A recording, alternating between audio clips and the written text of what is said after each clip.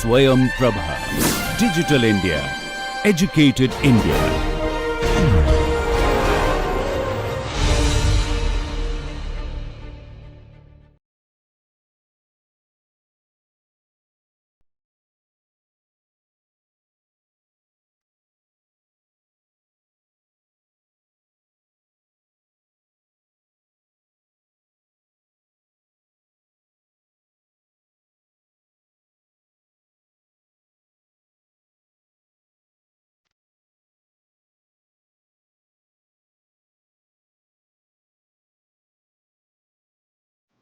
Hello dear friends, welcome back to NPTEL online course on logistics and supply chain management. So in the last session we started discussion on identifying what are the various impellers of supply chain management, and then we saw that how these impellers are very important to understand the market dynamics and then react accordingly, right, so that all those customer requirement can be met with the whatever available resources we have with our supply chain, right. So in this session we'll spend couple of sessions on identifying those all the factors in the internal as well as external environment. We'll talk about the strategic development process, how we can formulate the strategy, how we can implement the strategy, and then in the end how we need to implement the control phase, where we can go for if any deviations or any checks are required. So as per that we can go for that, right. So in this first session of strategic management process, so again here the special content has been taken from the strategic management book, which is written by Ireland, Robert. So these 2-3 books are there, competitive strategy or strategic management process. So you can just go through, because many of the diagrams have been taken from there, and then those diagrams have been modified as per the supply chain management perspective, right. So this is the content we'll go through quickly. We'll introduce what is supply chain strategy. So obviously planning, design, execution, control and monitoring of supply chain activities. So whatever activities starting from the production of the raw material to the end consumption, all those activities will try to integrate, synchronize using a particular supply chain strategy, right. So the very basic purpose here is to align the business goals, or then we have seen in the last session that we have one overall competitive strategy, business strategy, right, how we are competing with our rivalries, right, and then how we are making our market segments, right. So then in align with that strategy we need to develop our supply chain strategy, right. So that supply chain strategy, obviously we are looking for some unique parameters where maybe we are targeting on cost efficient delivery, where maybe we are targeting on how we can enhance the experience of the customer, where maybe we are targeting on minimizing the inventory, where maybe we are targeting on minimizing the transportation cost, minimizing the warehousing cost, minimizing the raw material acquisition cost. Any of these strategies will be part of your overall supply chain strategy. And then if we talked about push pull supply chain strategy, and then we have seen either you can go for make to stock, that means continuously you are opting kind of pull supply chain strategy, where you are continuously manufacturing the product, storing those product as inventory near the market in your fulfillment center, or then you can go for make to order. Whenever you are getting the order, then you are manufacturing the product, or engineer to order, very customized kind of product, where you are completely starting from the development of that product, you are implementing pull kind of strategy, right. So once you will get the customized order, then only you will develop the product, and then after testing that product you will finally deliver that. That is where when we are dealing with very high end, those customized or special equipments we are dealing with, right? That kind of strategy is implemented there. So this strategic management process again taken from that book, so I referred initially. So these are the generic steps. We'll go for supply chain management, but just we'll understand what is there. First is your review your current situation in terms of your mission, vision, whatever statements you have set up, right? If you want to be cost leader for next maybe in 20 years, how you are aligning all those activities in your supply chain towards to be cost efficient. If you want to be highly responsible supply chain, how you are aligning all those activities towards a highly responsive supply chain, and then how you are setting up your objectives for meeting those responsiveness or cost efficiency supply chain, right? And then you will finally you will pick maybe work with some strategies how you can go there to your mission and vision statement, how you can hit that mission and vision statement. So after developing your mission and vision statement, you need to analyze the environment. We will see some models here in this session how we can analyze the environment. When talking about analysis of environment, both internal as well your external environment are important, right? Internal environment is important because we need to do the internal analysis, what are our strengths, what are our capabilities, and where we are lagging, right? So that we can capitalize on our strengths and we can avoid or maybe improve our weaknesses, right? And then external environment, we need to go like maybe we are having like a kind of tool like pestle tool is there.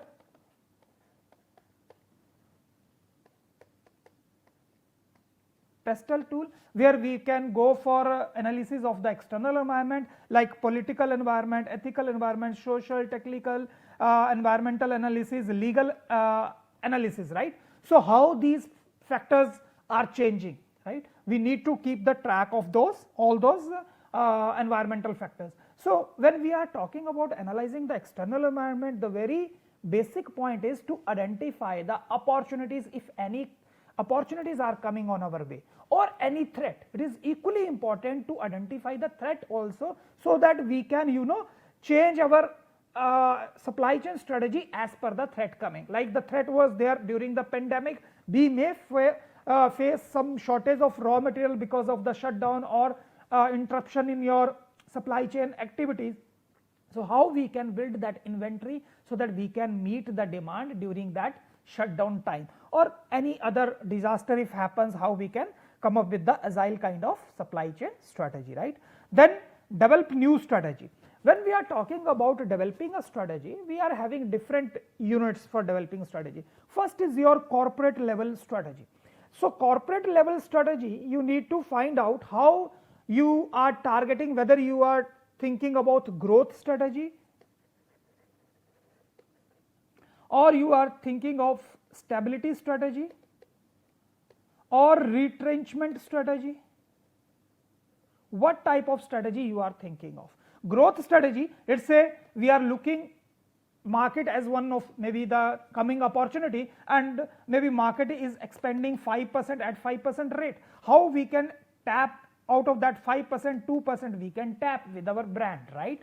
So that is kind of growth strategy we are looking for. Stability strategy, where maybe market is saturated, maybe this is the time whatever customer group we are having right now, customer potential we are having, we need to stabilize that customer potential, we need to maintain those customers with us only, they should not switch to some other brand. Retrenchment strategy, where you are thinking that maybe a kind of like in communication industry, how your Jio came with the new concept of data free, calling free, messaging free, everything is free, right? So then many companies like, where are those, Idea, Hutch, Cellular Network, so Vodafone, so those all started collaborating with each other, right? So that is kind of retrenchment strategies, where you are going for divestment strategies, where you are going for liquidification, you are turning some of the assets into your cash, and then you are leaving that market, or you are diversifying into some other area. So these are some of the strategies you are deciding, right? So then you are coming up with the business level strategy. This is a kind of strategy where you are talking about your competitive strategy in the market, how you will compete with your different players. Like Jio competed initially, they made everything free, right? And then they came up with the device, Jio-Fi device, where you can connect free up to 30 devices, I think, right? And then calling free, data free. So that means they created that space where every customer is now looking for maybe shifting their network towards Jio. So then initially they came up with this free kind of policy for 6 months. Then they sensitized that maybe there is untapped market. Maybe we need to expand this for another 1 year, then another 6 months, so that maximum share we can invite those customers into our customer group, right? And then once there will be a kind of monopoly, very few players will be there, then they can charge. Now you can see they are coming up with all those plans where you can see they are charging fairly now, as per that time. Now their prices are little higher on that side, right? So this is a kind of strategy where you are going towards that kind of monopoly market, where you are only the player left in that market, or only 2-3 players are there. So then you can, then in your way you can guide the market, right? Functional level strategy. Now if I am saying that cost efficient strategy, what will be your inventory management strategy, what will be your distribution management strategy, your manufacturing strategy, outsourcing strategy, right? So these all strategies will target towards to be cost efficient. So that means inventory management strategy will be to keep the minimum inventory, maybe centralized warehouse we will set up from where the inventory will be channelized to all the market. Maybe it will take more lead time, but in that way we will consolidate inventory at one point where maybe we are not keeping at different locations and only keeping at one point, right? So that inventory cost can be minimized, but that way it will increase the lead time, so responsiveness will be reduced. So that is already we have discussed how one strategy will, maybe if you are targeting cost efficiency, so some of the your responsiveness parameters will be compromised. Then in the end we will come up with all the supply chain management plans, right? How you can implement that, implementation strategies at every level, at every stakeholder, not only in manufacturing unit. We talked about this supply chain is a complete system. How we can implement this with the supplier, manufacturer, distributor, warehousing, transportation agency, with all the players, right? And in the end we have the control process where we will measure our output with the set of standards. If there is any deviation, we are lacking with the objective whatever we have set up initially, we will come up with the corrective actions, right? How we can correct that, how we can take the preventive actions, and how we can implement that in such a way those objectives can be established. So this is the complete strategic management process, right? So I tried to explain in supply chain management perspective. So here is one video I have included, so maybe this link you can just visit and you can see. If you are not coming with the some supply chain strategy and you are just hitting randomly here and there, will not work for you for longer period of time, right? So you have to come with some that common thread which will bind all these components of supply chain strategy. So obviously sourcing also we need to implement the supply chain strategy. If cost efficient, then we need to hit this point first, is the priority, right? And then we'll talk about the delivery in minimum time, right? And then we'll talk about the quality. These are some of the parameters we will try to either you can say manipulate. In that way, if we will increase the cost, what will happen? Maybe quality of the raw material will increase. If we will decrease the cost, what will happen? Maybe we'll compromise with the delivery schedule, maybe we will compromise with the quality, right? Then logistics strategy. Obviously talking about logistics means talking about transportation, different types of mode, how much you are transporting through road, through ship, through air, right? Those things you need to decide. Warehousing, again part of logistics. Automated warehousing, how you are utilizing the capacity of the warehousing. Inventory management, again part of your logistics management, how you are handling your inventory throughout the network.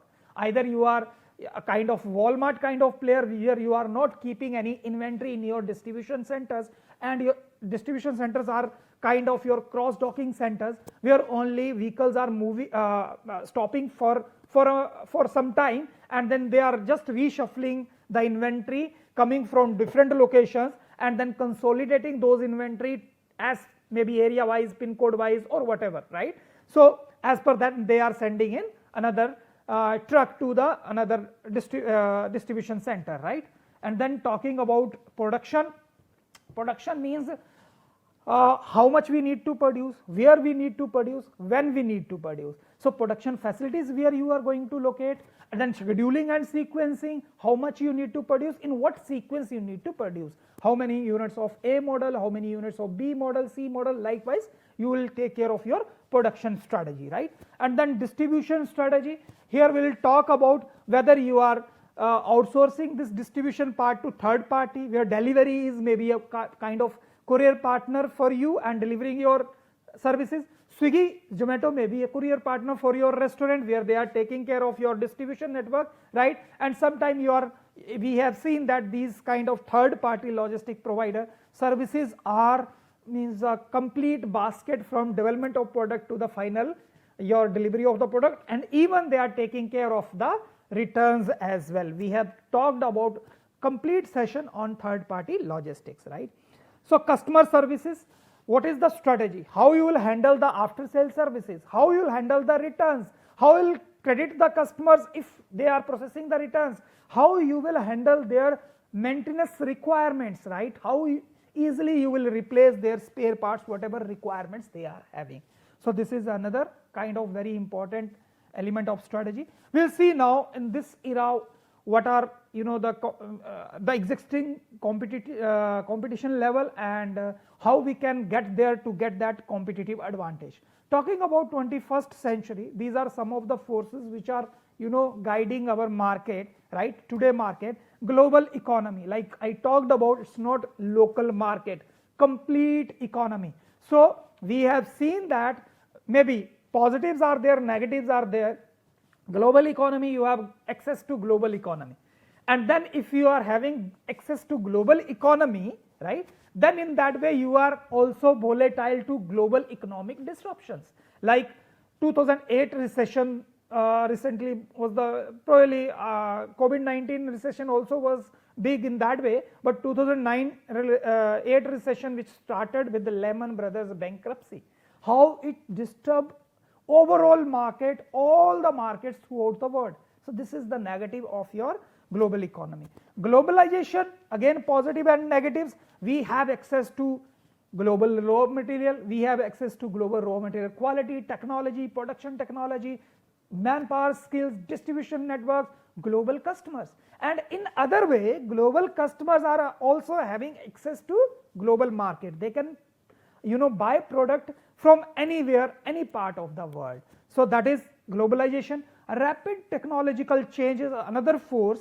See, technological change, when we are talking about maybe the improved technology in the product, maybe the improved technology in the process we are implementing to produce that product, right? But the basic point here I want to highlight is, as soon as you are changing the technology, your product life cycle will also get shorter, right? So that means quickly they are renovating the product, so again you are replacing the product. It's a kind of very big threat for sustainability. But another threat is, if today you are purchasing iPhone 14, then 15 will be there, 16 will be there, 17. So that iPhone company, Apple, is always engaging customers to for the repetitive buying behavior, and then how much e-waste we are generating in that way. But in nutshell, these repetitive technological changes in the product are making the older product obsolete, and then increasing importance of the knowledge of your the customers, right? We have talked about in the last session, as empowered customer is one of very big impeller of your supply chain, where he is forcing you to change all those things. If you are giving me limited features, I have access to all the players in the market, where I can find out who is the best player, who is giving me access to all those features which you are not giving me. So then we need to formulate an implementation of the superior value creating strategy. Superior value creating strategy means with respect to your competitors. So when you will pick that, what you will do, you will commit to that particular kind of strategy. Commit means now you will start investing your resources, all the resources, and you will define what your firm will do, what you will not do, and then that will lead to competitive advantage. Like I'll quote some example, like Philips is always coming with the advertisement, innovation and you. So that means their competitive advantage, they are highlighting that they are very kind of innovative products. Every day they are revising the features, the longevity, the technology they are using, right? So trimming products they are offering you. So that is they are highlighting their competitive advantage. Walmart is a kind of player where they are saying that you will get the minimum cost product in our retail shop, right, or through our online distribution network. Zara on the other hand, they are promising, because our strength is what we will do is replenish the latest trends in our showrooms. So if you want the updated inventory, patterns, trends, you come to our showroom, right? Every week they are changing their patterns, they are changing their styles. On the other hand, if you will talk about any other traditional fashion store, they are taking minimum 2 months to come up with the new designs. So this is their unique strategy. They know what they need to do, what they need not to do. When we are talking about competitive strategy, usually we talk about either you go for cost leadership or you go for differentiation, right? Either you provide minimum cost product, lowest cost, or maybe then we are talking about broad market, right? Broad market, all the low status products or low customer group or middle customer group will target using cost leadership, because Jio was very well aware that if now this is the era where everyone is going for the smartphone. So means many now the population is the people who are using the internet, is the way this internet technology has penetrated the market is tremendous, right? The rate, I'm talking about the rate of adoption of this new technology diffusion that is happening, right? But earlier, if you talk about that time where radio first came in the market, it took a couple of decades to to mature and to go to the last level. Then TV, then again little faster than that.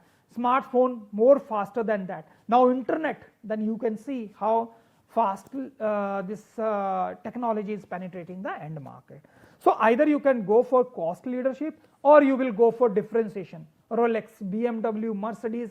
So these are kind of players. They are hardly bothering about the cost features. They are bothering about what extra value they can add to their product, right? Then if we are talking about very narrow market, focused cost leadership, maybe some of the products which are required in industries only, not so frequently bought as maybe not used as raw material, some of the machines they are using. Let's say many organizations are using carton boxes to pack their products, primary packaging, secondary packaging, carton boxes are required, right?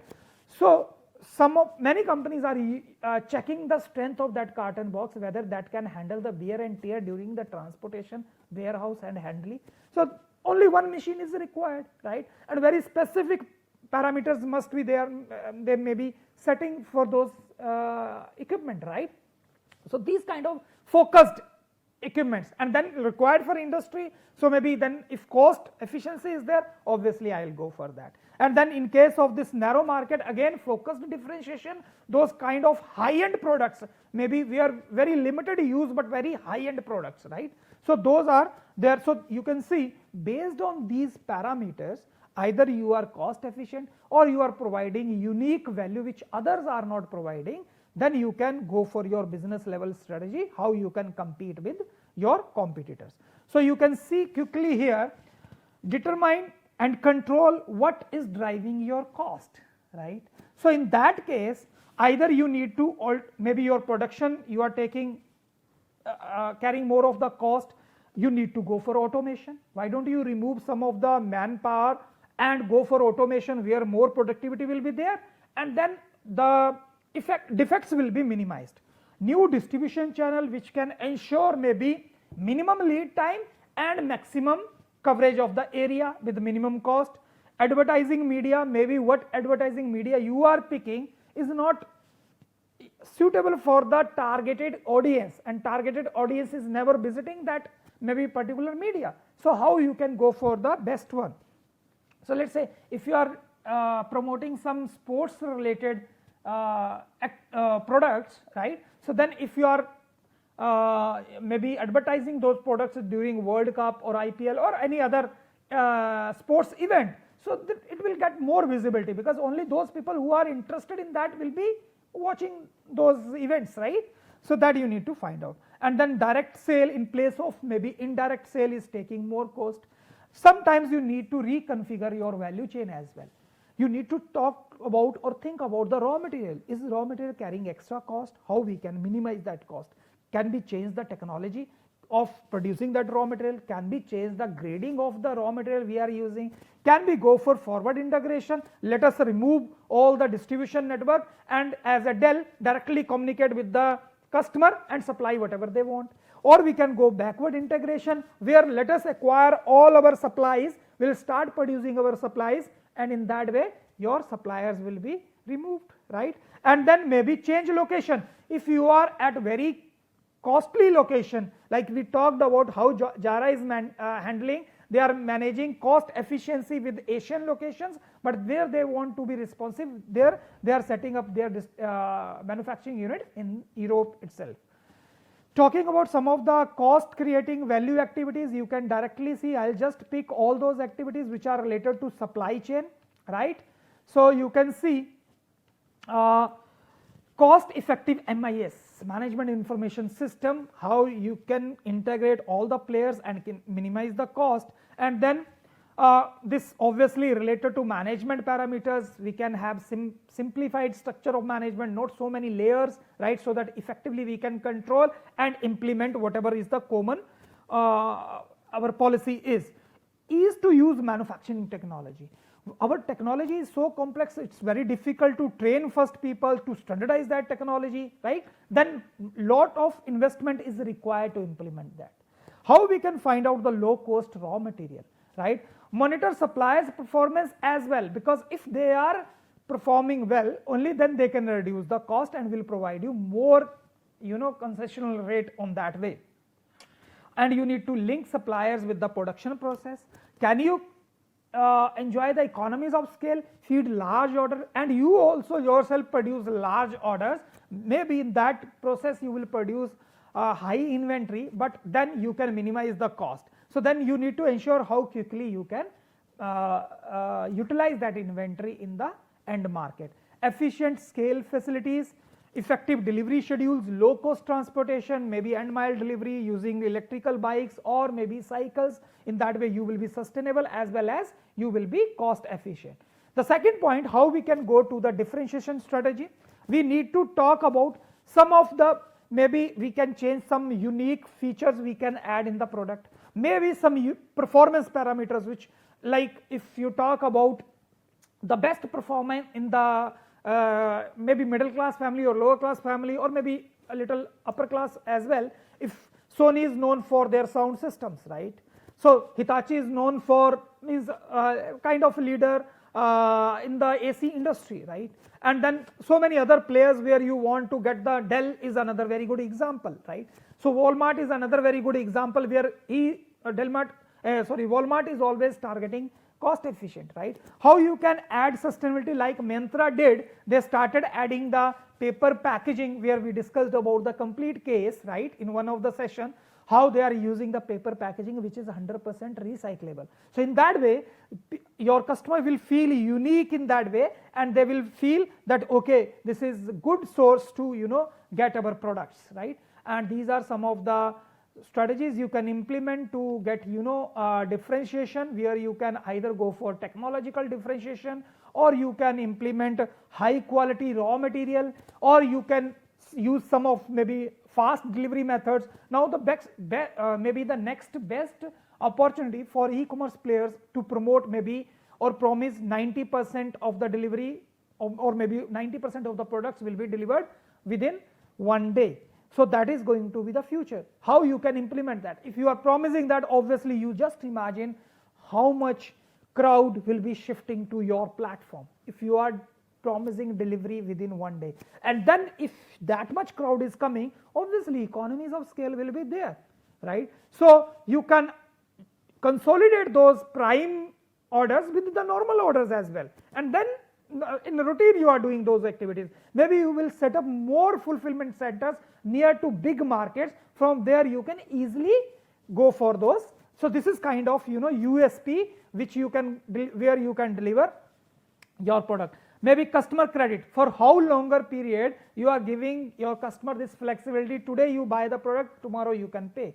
How long period you are giving, how quickly you are responding to customer things, right? So if these are means there can be so many USPs related to all activities. You are a specialist in warehouse like United Parcel Services, they have automated their warehouses, like Amazon is also doing. They have set up one of the biggest distribution hub in Delhi, near Delhi, Gurgaon, where they have automated that warehouse. So automation means how they are saving the cost, right? So that also you can do. So effective supply chain strategy we are talking about, obviously that should be synchronized, and how it can handle the disruption and how we can mitigate the risk, right? Talking about that, we should have collaborative approach, as well as we should have the agile supply chain structure.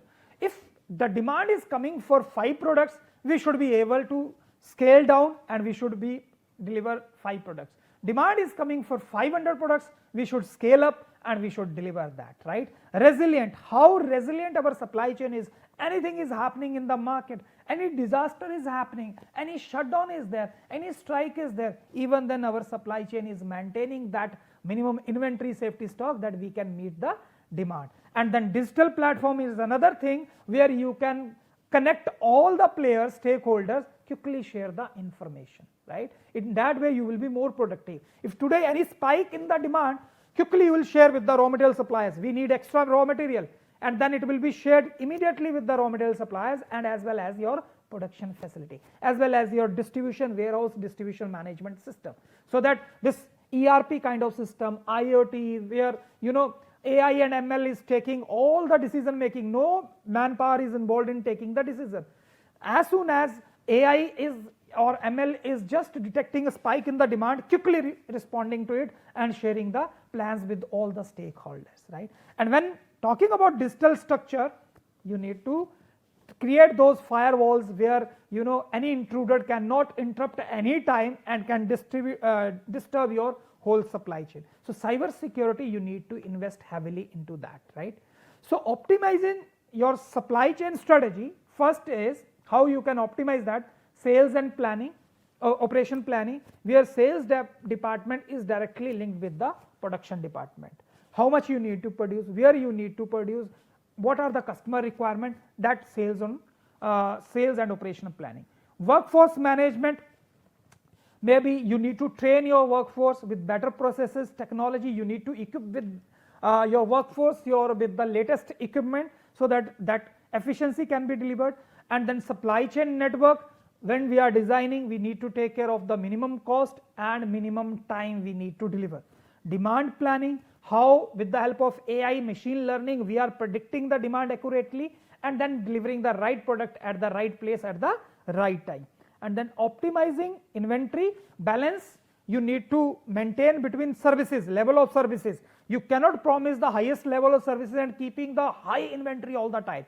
So maybe you can reduce that inventory somewhere without compromising the services, means being stock out in the market, and then you are also ensuring the minimum cost.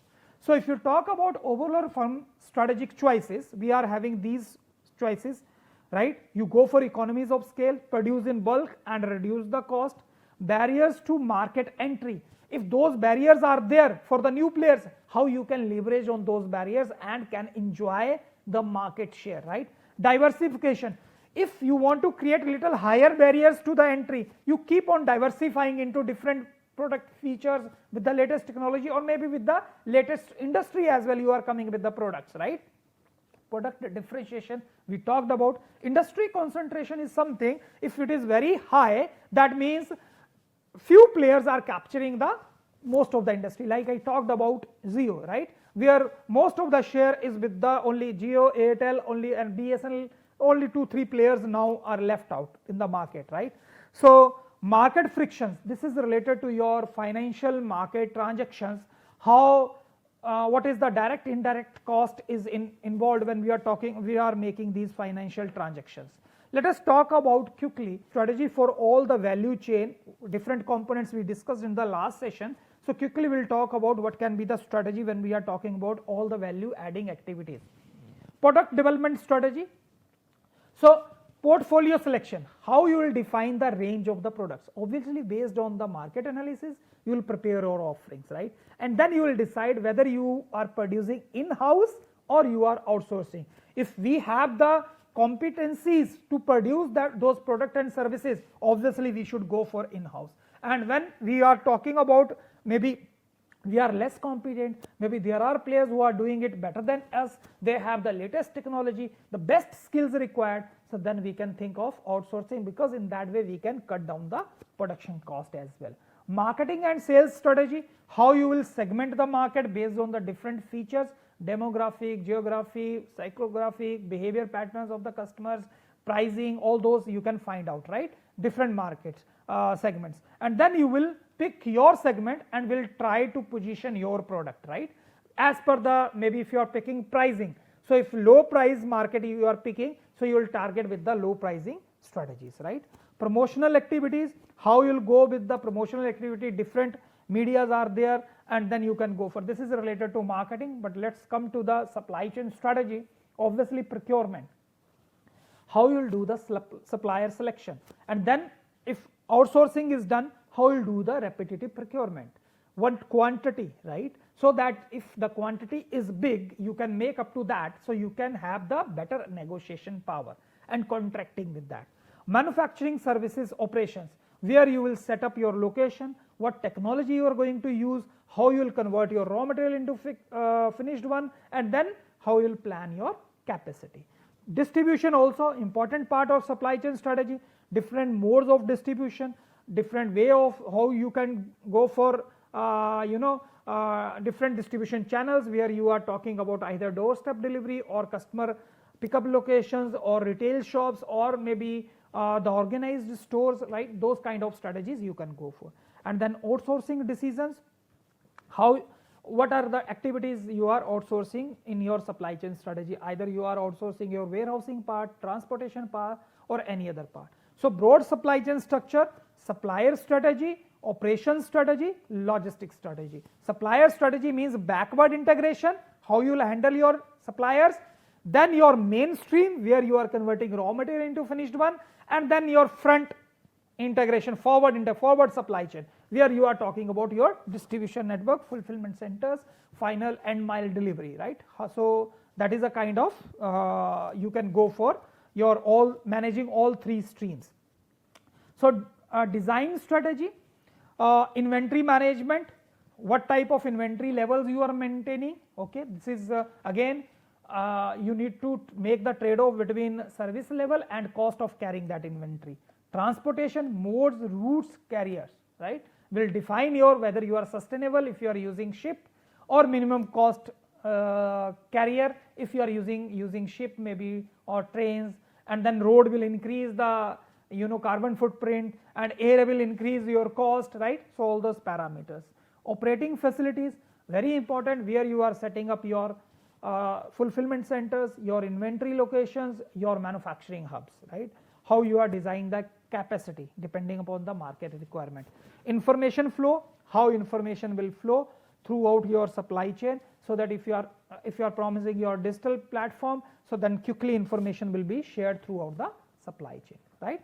Talking about services strategy, service design, how you will design your services depending upon market requirements, you will develop your offerings. Service quality, how you will maintain the consistent quality, and you will tie up with your suppliers to maintain that, to ensure that. Customer experience management, through engaging customers in your supply chain and then delivering the products and services what they want, meeting those expectations, then you can enhance the customer experience. Service differentiation, how you can create unique value proposition.